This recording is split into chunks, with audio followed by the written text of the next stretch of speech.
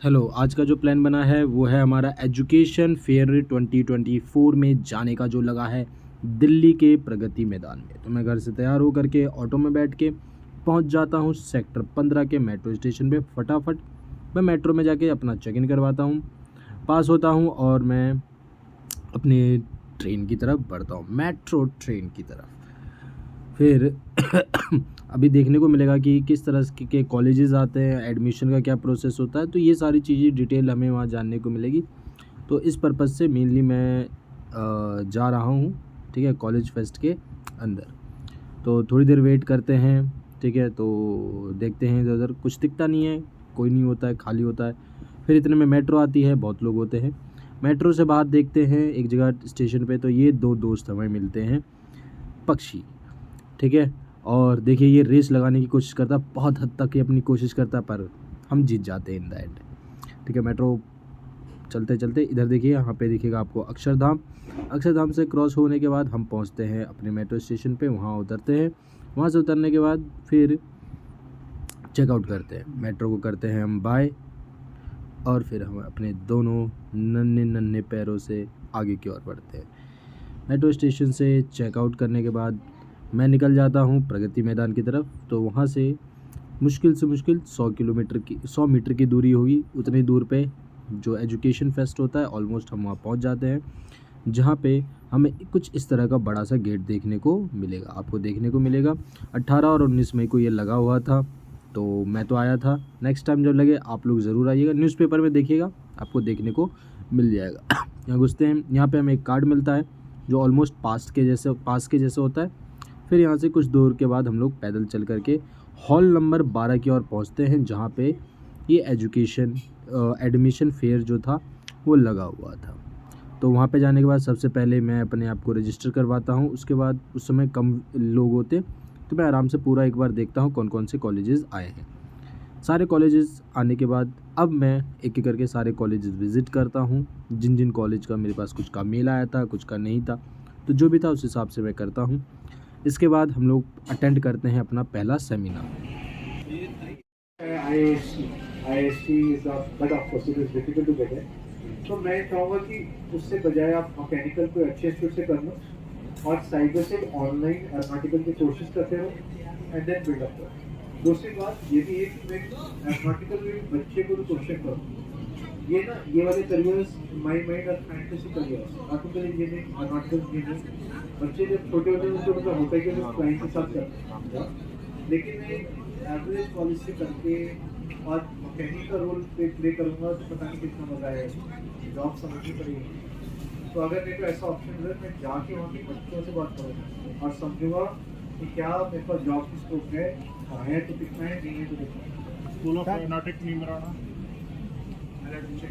Sir point sir, इसको business करना है तो टेक्निकल 65% जे में रैंक भी बहुत लो आई है, तो फिर शायद मैं ना करूँ, तो मैं कुछ और करूँ।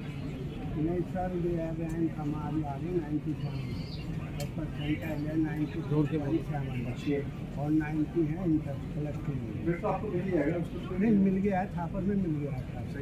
तो फ्यूचर क्या है सर, मतलब जैसे फ्यूचर अच्छा है अगर इंटर्नशिप करो अच्छे, जैसे GCAT की कंपनी है GCAT DUCAT, उससे लेटेस्ट इंडस्ट्री वाले कोर्सेज मतलब जैसे जब AML उतना ज़्यादा नहीं आया था तब GCAT वो भी करा रहा था, डेटा वेयरहाउसिंग भी कराएगा, तो एक चीज़ कॉलेज में नहीं है, लेकिन GCAT जैसे लोग स्पेशली एड ऑन करा। एक वेबसाइट है जिन्हें के लिए कभी लिख लो freshersworld.com। फ्रेशर्स वर्ल्ड में आपको इंजीनियरिंग कंपनी मतलब जैसे अगर डिलॉयट आ रही है, एक्सेंचर आ रहा है, वो आके इंटरव्यू लेते हैं, उसमें इंटरव्यू में क्या पूछ रहे हैं, टेक्निकल टेस्ट में क्या पूछ रहे हैं, सब कुछ मिलेगा freshers world.com। बहुत सारे ऑप्शन हैं प्राइवेट में, चलो इतना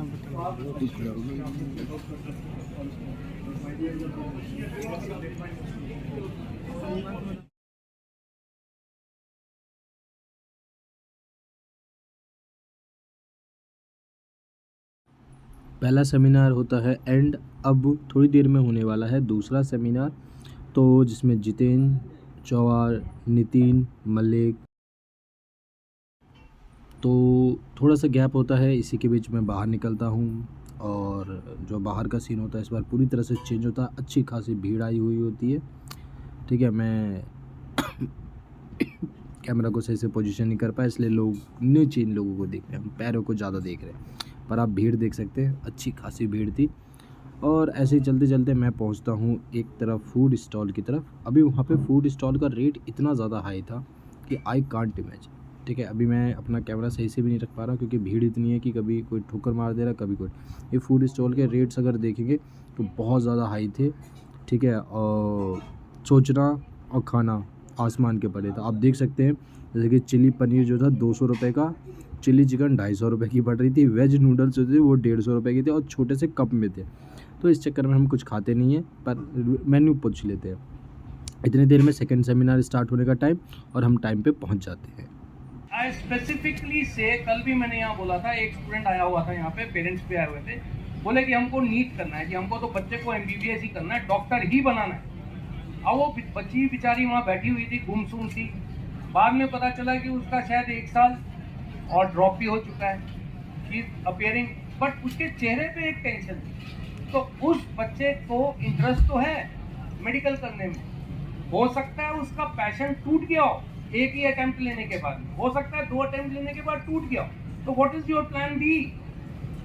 तो interest, passion is the main important thing जो बच्चे के अंदर में आपको देखना है। और उसको देखने के लिए बहुत सारे आपको काउंसलर्स मिल जाएंगे, बहुत सारे आपको लोग मिल जाएंगे बताने के लिए, टेस्ट करने के लिए मिल जाएंगे। मैं ये नहीं बोल रहा कि वो टेस्ट सब खराब होते हैं, yes you can go for that,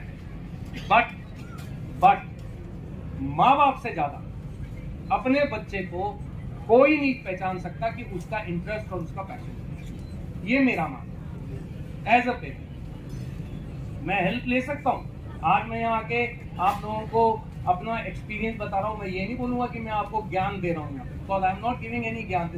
this is my own experience as a parent. What I have done in 30 years teaching, caring out my duties in various universities, student से इंटरेक्ट करना, admission करना, मिलना, रोज मिलना। आज भी हो सकता है कि मैं आपसे मिलूंगा तो मुझे कुछ नई चीज आपके द्वारा पता चले, इंटरेक्ट। तो ये जो पॉइंट है, ये माँ बाप अच्छी तरीके से समझ सकते हैं कि मेरे बच्चे के अंदर में क्या प्लस हैं, क्या नेगेटिव क्वालिटीज हैं, और उसका असेसमेंट माँ से ज़्यादा तो और कोई नहीं करता। फादर को मैं इसलिए एक्सक्लूड करता हूँ थोड़ा सा, क्योंकि फादर जो है वो बाहर भी थोड़ा बहुत देखता है और आके हमेशा ये बोलता है, और इसको प्लीज़ बुरा मत मानिए क्योंकि मैं भी फादर हूँ। हम लोग आके जरूर ये बोलते हैं कि नहीं कैसे नहीं होगा, इसको करो, इसको करवाओ, इसको करना है। So please don't insist on that. ये सब फादर के साथ होता है, मेरे साथ भी हुआ था। मैं यहाँ बोल रहा हूँ, अभी मैं जब आ रहा था तो मेरी बेटी ने बोला कि आप फिर चल दिए, तो मैंने कहा कि नहीं, मेरे को जाने दो क्योंकि वहाँ पे कुछ बच्चे होंगे, हो सकता है किसी को कुछ अच्छी चीज़ लग जाए। तो बोली हाँ, हमने देखा हुआ है कि आपने हमें कैसे किया। तो घर की मुर्गी तो दाल बराबर होती है ना। तो it is not a simple phenomena. मैं आपको बता रहा हूँ, आसान नहीं है, ये जरूरी नहीं है। क्योंकि जो मेरे फादर ने बोला, मेरी सिस्टर डॉक्टर बन गई तो मुझे तो 10वीं से यही हो गया कि तेरे को तो डॉक्टर ही बनना है, और कोई करियर ही नहीं था मेरे पास। और मेरे को मालूम था बायोलॉजी में मैं नील बट्टे सन्नाटा था, लेकिन नहीं, पढ़ो पढ़ो जी। अब माँ बाप ने लेके दे दिया, बिठा दिया, स्कूल चेंज करा दिया, क्योंकि उस स्कूल ने मुझे बायो नहीं दी। अच्छा वाला एडमिशन हुआ सेंट जेवियर स्कूल में, राजपुर रोड पे इंजीनियरिंग ड्राइंग मिल गई ना, उठा के मुझे गुरु हरकिशन पब्लिक स्कूल में मैं चला गया। वहाँ पे क्या करता, अब बायो पढ़नी थी, पढ़ा, मालूम था नहीं है इंटरेस्ट, पढ़ो, देना है पेपर, दो, ये नहीं हुआ, झटके खाते खाते खाते खाते नहीं हुआ MBBS। हालत यहाँ तक हो गई कि 3 साल की ग्रेजुएशन करने के बाद किसी तरीके से MBBS का पेपर निकल गया। अब पॉइंट सोचिए, 3 साल ग्रेजुएशन करने के बाद एक बच्चा 12वीं के बाद आ रहा है, और मैं अगर जाऊंगा तो ग्रेजुएशन के बाद 3 साल मैंने अपने लाइफ के किस्मत वहाँ पे फिर अटकी हुई थी। एक पेपर होता है Mahatma Gandhi institute of medical sciences में, गांधीयन थॉट, मेरिट में नाम आ गया। गांधीयन थॉट के अंदर में 100 में से 37 मार्क्स, 40 मिनिमम होंगे तब एडमिशन होगी, नहीं तो एडमिशन ही नहीं हुई एडमिशन। बट लेकिन मुझे कोई पछतावा नहीं हुआ। Why I am telling you this story is कि मुझे कोई पछतावा नहीं हुआ, क्योंकि उसके बाद जब मैं IP यूनिवर्सिटी के अंदर आया, और मैं IP यूनिवर्सिटी के अंदर में जब मैंने इंचार्ज एडमिशन और एफिलिएशन देखा तो राम मनोहर लोहिया हॉस्पिटल, वर्धमान महावीर हॉस्पिटल, बाड़ा में भी जाना पड़ेगा और फिर ऊंचाई भी देखनी पड़ेगी। लेकिन अगर आपके पास में अपनी स्किल्स हैं और आपका पैशन है, आपका इंटरेस्ट है, तो आप अपने आप लड़ोगे। स्विमिंग पूल में छोड़ देते हैं, थोड़े देर में छप छप करने लग जाता है छोटा बच्चा, उसको भी मालूम है कि मैं डूब जाऊंगा, सांस जब वो पानी नाक में जाएगा तो मेरे लिए होगा, तो वो सांस कैसे लूंगा, तो वो अपने को बचाने की कोशिश करेगा। तो जिंदगी में आपको सब कुछ मिलेगा, अब आपको चूज करना है अपना करियर, क्योंकि आज आप इस स्टेज पे हो कि आपके पास महासमुंदर है, अति समुंदर, हर कोई आपको अट्रैक्ट कर रहा है, ग्लिटरिंग आपको अट्रैक्ट कर रहा है। यहाँ पे ये ले लो ये मिल जाएगा, ये ले लो ये मिल जाएगा। पड़ोस वाले बच्चे ने ले लिया, उसने सीएससी ले ली, तो आप सोच रहे हो यार मैं भी सीएससी ले लूँ। फादर बोल रहे देख उसने ले ली तो निकम्मा, तेरे को मिलती नहीं, पहले ही बोला था थोड़े से और मार्क्स लिया तो तेरे को सीएससी मिलती। चाहे बाद में सीएससी करने के बाद में पता चला दोनों बाहर बैठे हैं बीटेक करने के बाद। इतनी सारी ब्रांचेज हैं। कल भी मैं यहाँ बोल रहा था, किसी टाइम में civil engineering was used to be a number 1 top branch of the engineering, core branch. आपको पता है CSC is not even a branch included, parents को बोल रहा हूँ, स्टूडेंट को बोल रहा हूँ, कंप्यूटर साइंस आपका ब्रांच ही इंक्लूडेड नहीं है सिविल सर्विसेज के अंदर, क्योंकि कोर ब्रांच तो आज भी वो सिविल, इलेक्ट्रिकल, मैकेनिकल ये है। लेकिन हर कोई सीएससी करना चाहता है, क्यों? आसान वे, इजी वे, कंप्यूटर साइंटिस्ट बनूंगा, उसके बाद मैं कोडर बन जाऊंगा, उसके बाद मेरे को कोई कंपनी ले लेगी, पैकेज मिल जाएगा। मल्टीनेशनल भी बड़ी अच्छी हैं, सीधा आपको 6-6 लाख, 10-10 लाख, 25 लाख का पैकेज दे देते हैं सीधा स्टूडेंट्स को, बच्चों को। मेरा बेटा 2019 में पास आउट किया, 5 टाइम मेरे से ज़्यादा कमाता है और बोलता पापा आपने क्या किया, ऑब्वियसली। सो बट ये नहीं देखते कि उसको किस तरीके से हम उसका पैशन है। If he has a passion, I say go do it. Passion है तभी तो वो कर पाया ना कि आज वो माइक्रोसॉफ्ट में है, क्योंकि पैशन है, इंटरेस्ट है। तो वो इंटरेस्ट और पैशन और स्किल्स अगर आपने अपने बच्चे के अंदर में आइडेंटिफाई कर लिया और स्टूडेंट ने आइडेंटिफाई कर लिया और उसको मालूम है मेरी वैल्यू क्या है। कई बच्चों को खाली यही लगता है कि जी मैं तो सोसाइटी के अंदर में ही काम करूंगा, मैं तो पढ़ने की आदत डालो, रीडिंग हैबिट, किताबें पढ़ो। जितनी किताब पढ़ोगे आपको उतनी अंडरस्टैंडिंग होगी, उतनी एनालिटिकल होगा, उतनी आपकी वोकैबुलरी अच्छी होगी। क्योंकि चाहते ना चाहते, जाने अनजाने, आज भी हमारे देश में भी और ग्लोबल मैप के ऊपर पे भी English language is considered to be one of the language जहाँ पे आपके ऊपर अगर कमांड है तो you can carry out number of. तो ये सारी चीजें जो आपको देखना है। और हाँ, उसके बाद 3 पॉइंट तो मैंने आपको बोल दिए, इंटरेस्ट, पैशन, आपका skill and strength, value, believe. चौथा, डेफिनेटली जो करियर में सोच रहा हूँ, ऐसा ना सोचूं कि पता चले कि मैं करियर सोच रहा हूँ, माँ बाप बेचारे मेरे पीछे पीछे जा रहे हैं और उसके बाद मैं पढ़ने के बाद भी उन्हीं पे डिपेंडेंट हूँ। तो मेरे को जॉब भी देखना है कि उसकी जॉब की क्या पोटेंशियलिटी है, उसकी मार्केट, उसके लिए मुझे रिसर्च करनी चाहिए।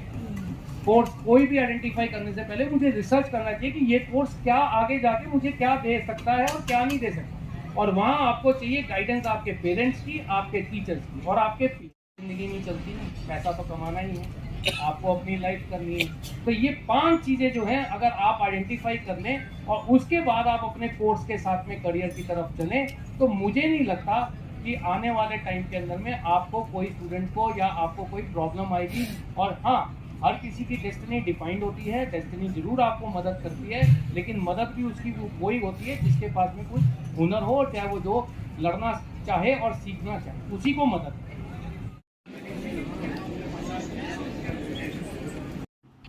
सारे सेमिनार ख़त्म हो गए, ठीक है, और अभी भी भीड़ अच्छी खासी है, बच्चे आ रखे हैं। जैसे मैं आया था अपने कॉलेज का पता नहीं, ऐसे ही बहुत बच्चे आ रखे हैं, उनके पेरेंट्स आ रखे हैं। तो ये सारी चीज़ें हमें देखने को मिलती है, बहुत अच्छा रहा था। नेक्स्ट टाइम जब भी हो, आप लोग से भी रिक्वेस्ट है, आप लोग ज़रूर आइएगा। ब्लॉग देखने के लिए बहुत बहुत शुक्रिया। आई होप आप लोगों ने कुछ चीज़ें देखी होंगी, और जो मैंने वीडियोज़ डाली है जिसमें मैंने जो भी वेबिनार हुए थे उसकी जो क्लिपिंग डाली है, आप लोगों को उसको पूरा सुने होंगे और आप लोगों को कुछ समझ में भी आया होगा। वीडियो देखने के लिए एक बार फिर से बहुत बहुत शुक्रिया। आपका दिन बहुत अच्छा गुजरे।